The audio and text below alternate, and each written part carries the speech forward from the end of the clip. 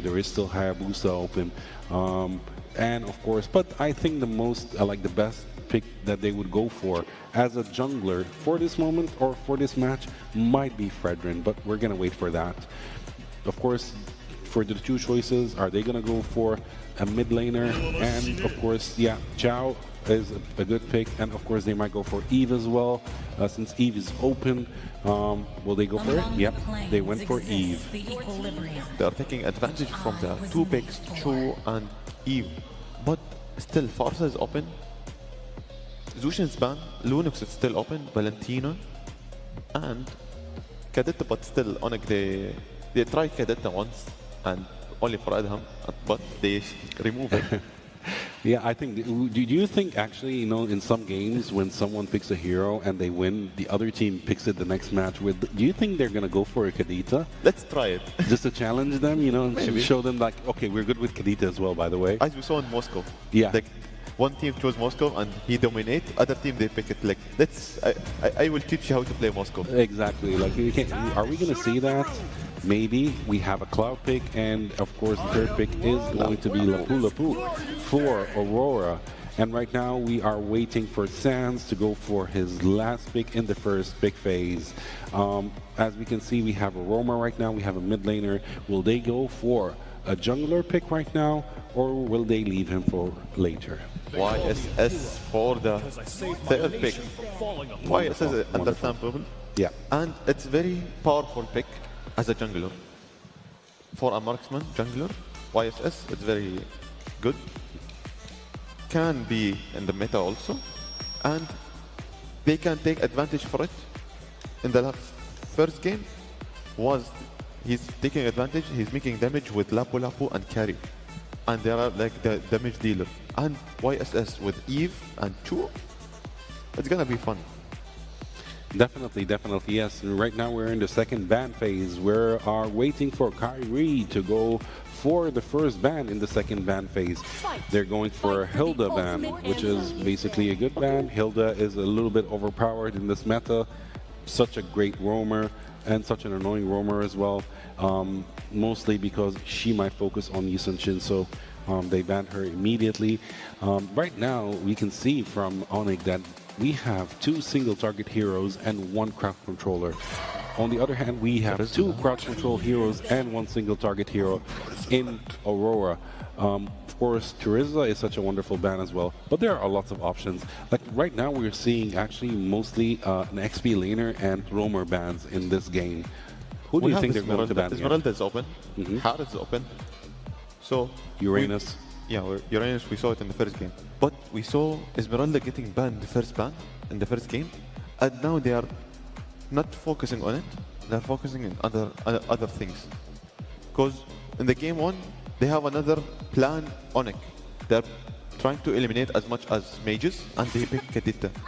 And they banned Guinevere in the last one. Guinevere for Aurora gaming is gonna be annoying. And carry. They don't want any damage dealers until now. They're trying to eliminate carry to be a carry. Exactly, yes. Actually, carry is not going to be there to carry the team, but I believe they still have, Onic still has other options. They might go for actually a Harith gold laner, or they might go for another fighter for the gold lane. We've seen that a lot happening. It's there in the meta right now, going for two fighters in both the XP lane and the gold lane. Will they do it for this match, or will they have something else to say? We're still waiting for Kyrie to see who is he going to pick. Esmeralda. Pick it. Yes. Yep, we have an Esmeralda pick. Right now, the only remaining pick for Onic is going to be a gold lane pick. But for Aurora right now, we have Rosa and Pagu planning, studying, and listening to their coach, of course, checking to see who are they going to pick. Of course, we have a missing mage. We have a missing mage, so they might go for Farsa. They might go for Farsa.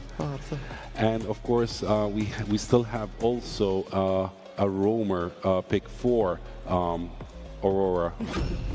Okay, there you go. You got your Farsa over here. Finally. So I got my Kadita the first game. You got your Farsa the next Wow. game. Blue. Wonderful. We have wow. we have Patrick today in the game. Patrick is going to be so much fun, and I think people will enjoy this pick for this match. And of course, we have the last pick from Onic. Are we going for a fighter gold laner or are we going for Harith? This is not going to be easy for Onic since they didn't. I believe they didn't expect the glue pick. Yeah. Until now, Onic have 2 damage dealer, and they have also Esmeralda and Chu. For me, they will go for Yu Zong versus Farsa. Very understandable, very good. He can counter her easily, you know, by his ult, and she cannot be more comfortable in the fight. She will be more aware. She will focus on how I need to be directed and how to be positioned more. Definitely, definitely. Yes, we're excited to see the next match and the second match between Aurora and Onic ID. Yes, Game 2 of the Grand Finals is ready to begin. Onic and Danisha looking to extend their lead. Aurora Gaming Turkey looking to strike back. This is best of 5. This is championship pressure. Let's hand it over to the caster and jump straight into the action. Here we are, and let's forget about everything else. Naisu. Because what are we forgetting? everything. We have to forget everything and just focus on one thing. What's that? The glue is picked up. It's Pa Glue. The Pag Glue Patrick Star is online. It's in the building, and I'm excited for that. But I think that we have to hold off a little bit. Somebody raised their hands. It kind of means that there is some tech issues that that kind of needs to be addressed.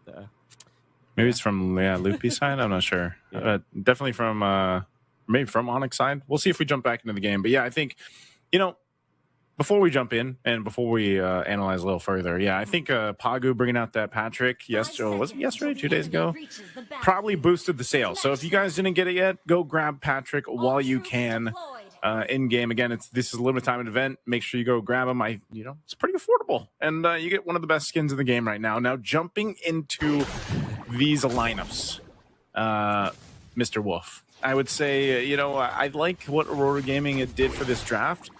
They cover. Oh, I don't like this for Rosa though. Whoa, Rosa! Whoa! This is bad. Keyboy gets first blood, and nothing Patrick could do to help him there. Oh no! Almost gets the RH. That's TNC getting level 2. Keyboy has the flicker. jukes. Jikundo. Jukes out there coming up from Keyboy already. Great start for Onic, and most particularly Keyboy, my personal MVP of game number 1. And now back with the show, one of his most played heroes as well. And it's not going to be stopping. And Rosa have revealed a little bit of weakness in there, showing himself in front of the Cho without the Wings by Wings. I think that Onic has identified that there's no Wings by Wings available for that hero. No flicker as well, because he opted to go for the Purify. That's why Keyboy was able to run him down. Yeah, that's anytime that you have this early first blood like that, especially in the hands of any Cho player, like they are going to continue to put pressure on your side of the jungle now. So we'll see if that ends up being a little bit too much for Keyboy, and then he gets punished. As you can see, he's doing exactly just that, giving that information over to Kyrie and the rest of Onic too. So once that level 4 is available is when you expect both more so the Cho really to be a little more proactive on the kicks, using that ultimate to set things up. Meanwhile, this glue roam works a little different, but we've seen it work wonders for Aurora Gaming just days ago when they debuted it. And now this turtle is for the taking. It's going to be started up. RWM dropped down. TNC waiting for Lunar to join the fight, but it's just gone so quick. Onyx securing the objective, and they'll disengage after that. Sans is in Grand Finals for popping the ultimate, knowing that doesn't have to go for any kind of exchange now for Onic. They are leading by 1,000 gold now. Keyboy is not level 4 yet, despite that turtle take coming out from Onic, which is interesting. But Pagu is also well away from his own ultimate, so we're not going to see angry Patrick, angry muscle-laden Patrick. Oh, the kick though, Pagu is dead. Oh man, You don't Yeah, want kick. to see that on the glue. As soon as that kick's available, and like I said, keep getting that and make it work. It's actually getting punished here. Greg, tell me he survives again. Keyboy makes it happen. And this is why you were saying, you know, this is one of his best, one of his most played, one of his signature picks. The Cho, he's just a menace for the opposing team dealing with it. And you have to think that all those little moves that Keyboy is doing, that, you know, all those minor delays around this side of the map of Aurora Gaming, that all compounds. It all adds up, eventually leading into, you know, these skirmishes, these first objective takes. And it's something that can really affect the course of the game, especially in the early game, as it already has. So as that Way of the Dragon is available, he could always go for a kick, even if it's just to essentially get a Purify out, especially from Rosa. That makes things easier for Onic to set up later. So for Aurora Gaming, based on how this beginning of the game has gone, you know, nothing on the board just yet. It's not anything too crazy. This 2,000 gold lead that Onic has is still definitely in a place of contention for Aurora Gaming. Even this first turtle, if they somehow are in a better position to fight for this next turtle, that would be great. If they can take on a member from Onic, then that would be even better. But as we've seen here, Wolf, like the fact that they have a claw to the gold lane is going to take a little bit longer to build up. They need that. Pagu's actually going to go ahead and try to drag Lootby back here, but it's a little bit too risky, so the Feathered Airstrike dropped down. Now that's actually a big resource out here for Aurora Gaming as they want to go ahead and set up around this turtle. You can see Onic, they're going to use that Black Dragon form. There's the kick too. For Pagu could be in trouble with trying to buy time up for the turtle. He will start to lose a Lunar. Aurora Gaming, I have just missed some of their shots, but if they connected with those, things would be totally different. They could have taken out some members of Onic, they could have taken Thurl easily. Lunar got outplayed by Sans. Sans, instead of going to the back, instead of like going for a veer movement, he went forwards, which meant that one fell or one coming up from Lunar didn't hit. Oh, whoa.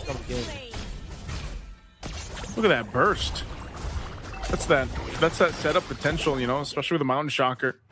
And always YSS's damage in the early is quite devastating, especially for the mid lane mages that do get set up there. Once again, Skylar just gives some information. Lunar, the shot essence from Lootby, enough alongside Kyrie to win that fight. Right now, they're just continuing to build up on the lead they have here. Making the right move now for Onic. They have some pressure up top. Skylar, though, not going to be able to survive. That's the power of Baksha and Tianzi. Great footwork and stuff as well. No chance for Skylar to do anything afterwards. That would mean that they will at least get on the board. 1-5 is the kill score. Onic leading by 3,000 gold as they have pushed the bottom lane as well. The map looking all red right now. And that red meant Onic. Oof.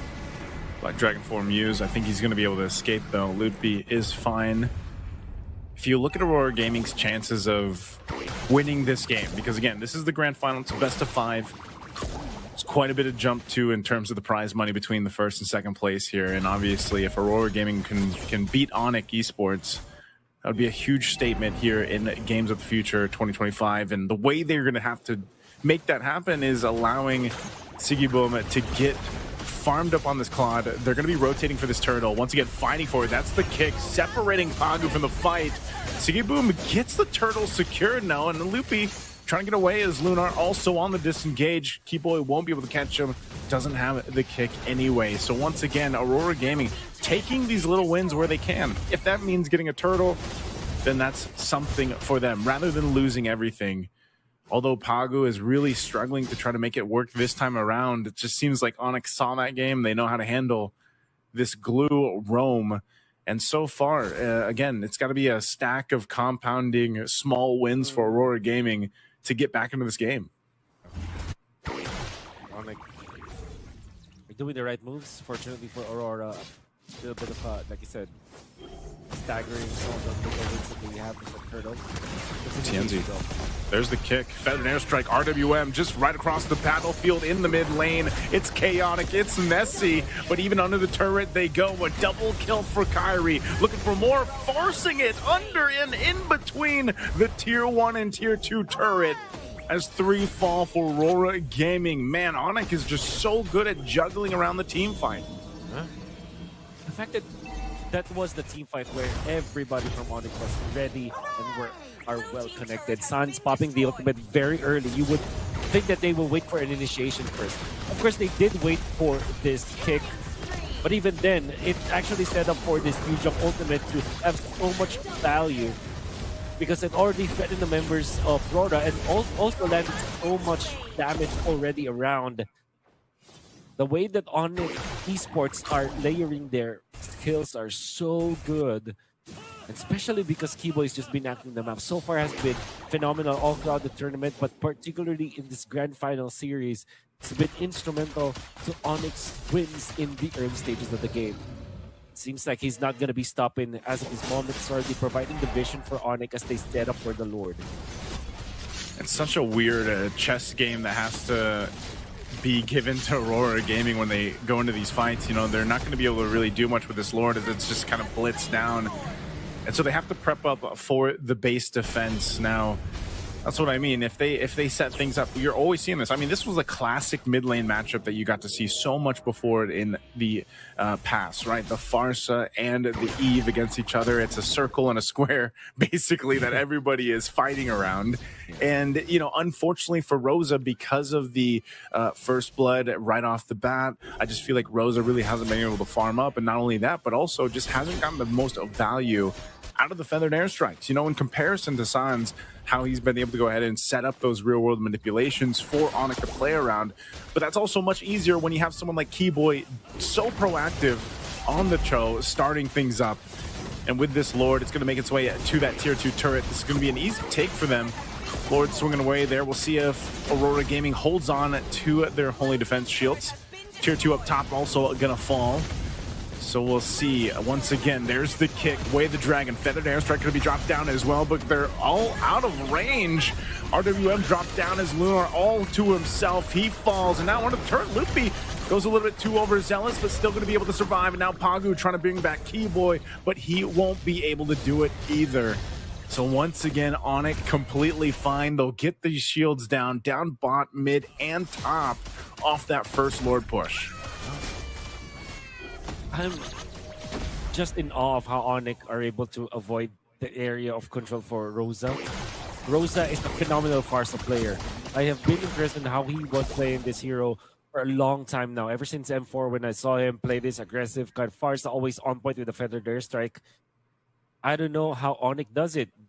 Is it from the pressure coming out from Keyboy? Is it just positioning? It's just the way that they quickly react to what Aurora is doing when it comes to those team fights, because it's great to see how they are able to avoid that feathered airstrike.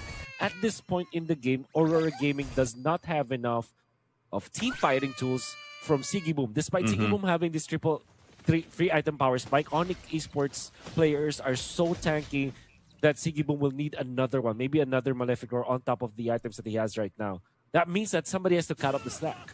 Rosa has to deal the damage because TNZ, this guy is now playing an assassin. He's playing a utility jungler, more of a tanky role, more of a supplementing kind of role. I'm saying this, Onic are avoiding the main DPS of Aurora Gaming in a masterful way, and Aurora Gaming has to solve this. It's very, again, it seems easier than it actually is with the way that Onic is playing these team fights. You know, being able to actually split up or disengage or even just keep a distance from the main majority of the damage that Aurora Gaming has. Because again, it's not the Feather Airstrike, it's the Blazing Duet, right? And it's been that target acquisition too that you see Keyboy, where he's more often than not actually getting Lunar, kicking Lunar or Pagu away from the team, and then they isolate them, and you know, they get the automatic kill, plus they stay away from the main source of damage.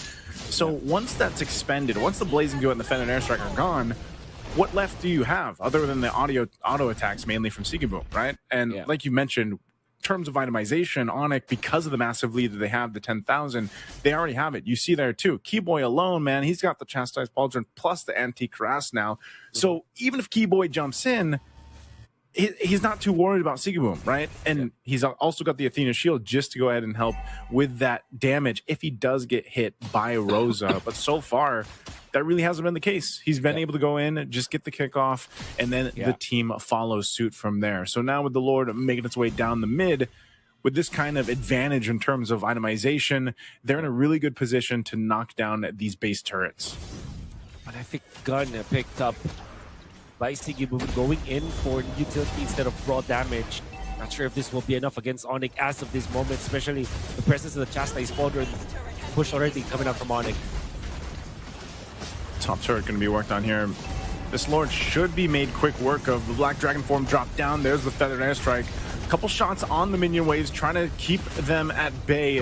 The turret's still going to stand because it was cleared out by Rosa. It's only the mid turret down for now. Onic should be able to get this top turret at least with this next wave pushing in. Are they going to go for the cutoff here? They'll get the turret, and it looks like they might back off. That bottom wave not pushed in quite just yet, so Onic playing it safe, disciplined, even with a almost 12,000 gold lead against Aurora Gaming in Game 2. They will take their time. A bottom wave nearly pushing in. They might force this once again. Lutby doesn't have the Black Dragon form just yet. There's the Feathered Airstrike. Clearing out the minion wave, and Aurora Gaming will hold on to it, but Pagu might be in trouble. TNZ as well. TNZ going to be in trouble. Popping the Poissons under the turret. Still going to be able to live with 1 HP. And Onic still pressing the situation. Skylar jumps in. He's going to take the brunt of the damage. Pops the one to crown. He could be in trouble here. Onic trying to help him out, but finally a kill converted for Aurora Gaming.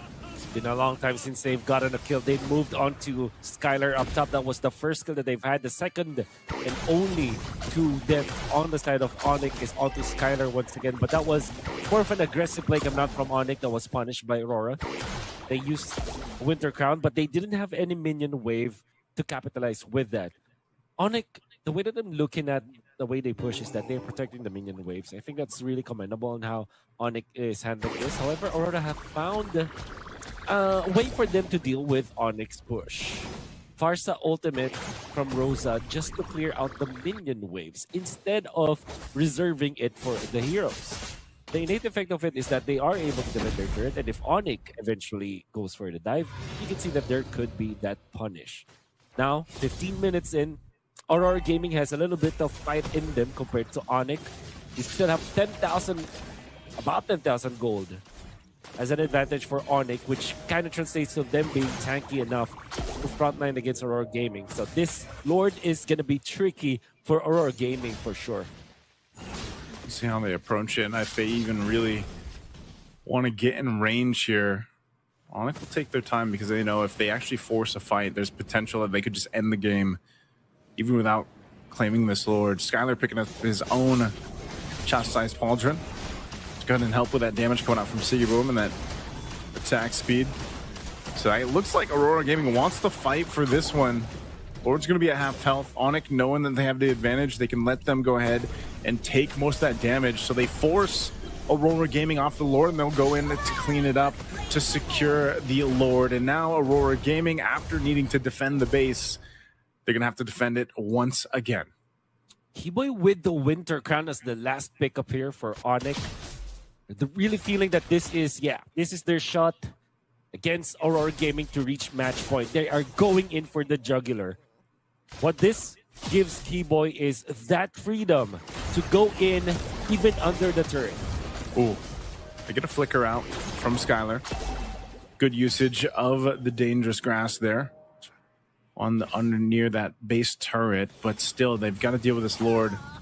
It's only a small resource expended as well for Skylar using that flicker. He could just falling Star Moon and following Keyboy here. So let's see how they juggle this around. That Feathered Airstrike nearly backed up for Rosa.